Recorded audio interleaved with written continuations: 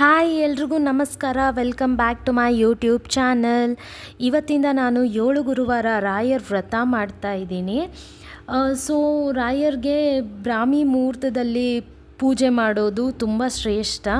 ಹಾಗಾಗಿ ನಾನು ಬೆಳಿಗ್ಗೆ ಬೇಗನೆ ಎದ್ದು ಮನೆಯೆಲ್ಲ ಕ್ಲೀನ್ ಮಾಡಿಕೊಂಡು ಆಚೆ ಕಡೆ ಎಲ್ಲ ಗುಡಿಸಿ ನೀರು ಹಾಕಿ ಆಮೇಲೆ ರಂಗೋಲಿ ಹಾಕಿದೆ. ಸೊ ಈ ರಂಗೋಲಿ ಸ್ವಲ್ಪ ತುಂಬಾ ಗಾಳಿ ಇತ್ತು ಅಂತ ಆ ಥರ ಆಗಿದೆ. ಆಮೇಲೆ ಪೂಜೆಗೆಲ್ಲ ನಾನು ಹಿಂದಿನ ದಿನವೇ ರೆಡಿ ಮಾಡ್ಕೊಂಡಿದ್ದೆ. ಅಂದರೆ ರಾಯರಿಗೆ ತುಂಬ ಪ್ರಿಯವಾದ ಮಲ್ಲಿಗೆ ಹೂವು, ಗೆಜ್ಜೆ ವಸ್ತ್ರ ಎಲ್ಲ ನಿನ್ನೆ ರಾತ್ರಿಯೇ ತೊಗೊಂಡು ಬಂದಿದ್ದೆ. ಅಕ್ಷತೆನ ಪೂಜೆ ಮಾಡೋ ಟೈಮಲ್ಲಿ ರೆಡಿ ಮಾಡಿಕೊಂಡೆ. ಸೊ ನನ್ನ ಪೂಜೆ 5:30 ಅನ್ನೋಷ್ಟರಲ್ಲಿ ನಾನು ಪೂಜೆ ಮಾಡಿ ಮುಗಿಸ್ಬಿಟ್ಟಿದ್ದೆ. ಸೊ ಈ ವ್ರತ ಮಾಡಬೇಕಂದ್ರೆ ಮೇಯ್ನಾಗಿ ನಮಗೆ ರಾಯರ್ ಫೋಟೋ ಇರಬೇಕು.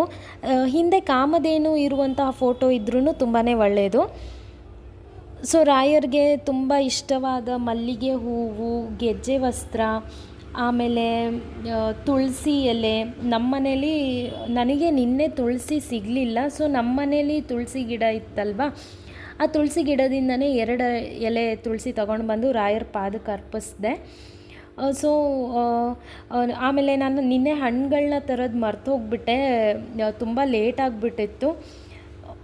ಅದಕ್ಕೆ ನಾನು ಸಕ್ಕರೆನ ನೈವೇದ್ಯ ಮಾಡಿದ್ದೀನಿ. ರಾಯರ್ಗೆ ತುಪ್ಪದ ದೀಪ ಹಚ್ಬಿಟ್ಟು ಏನಾದರೂ ಸಂಕಲ್ಪ ಮಾಡಿಕೊಂಡ್ರೆ ಅದು ತುಂಬಾ ಬೇಗ ನೆರವೇರುತ್ತೆ ಅನ್ನೋದು ಒಂದು ನಂಬಿಕೆ. ಸೊ ಹಾಗಾಗಿ ನಾನಿಲ್ಲಿ ತುಪ್ಪದ ದೀಪ ಕೂಡ ಹಚ್ಚಿದ್ದೀನಿ. ಏನೇ ಮಾಡಿದ್ರೂ ಶ್ರದ್ಧೆ ಭಕ್ತಿ ತುಂಬಾ ಇಂಪಾರ್ಟೆಂಟ್ ಆಗುತ್ತೆ.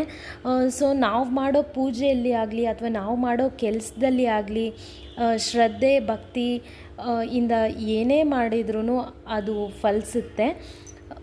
ಸೊ ಪೂಜೆ ಆಯಿತು. ಪೂಜೆ ಆದಮೇಲೆ ನಾನು ಆಟೋ ಮಾಡಿಕೊಂಡು ರಾಯರ ದರ್ಶನ ಮಾಡ್ಕೊಂಡು ಬರೋಣ ಅಂತ ರಾಯರ ಮಠದ ಕಡೆಗೆ ಹೊರಟೆ. ಸೊ ರಾಯರ ದರ್ಶನನೂ ಮಾಡಿಕೊಂಡೆ. ಇದಾಗಿತ್ತು ಇವತ್ತಿನ ವ್ಲಾಗ್. ಮತ್ತು ನೆಕ್ಸ್ಟ್ ವ್ಲಾಗಲ್ಲಿ ಸಿಗ್ತೀನಿ. ಈ ವಿಡಿಯೋ ನಿಮಗಿಷ್ಟ ಆಗಿದ್ದರೆ ಲೈಕ್ ಮಾಡಿ, ಶೇರ್ ಮಾಡಿ, ಕಮೆಂಟ್ ಮಾಡಿ, ಸಬ್ಸ್ಕ್ರೈಬ್ ಮಾಡೋದನ್ನು ಮರಿಬೇಡಿ.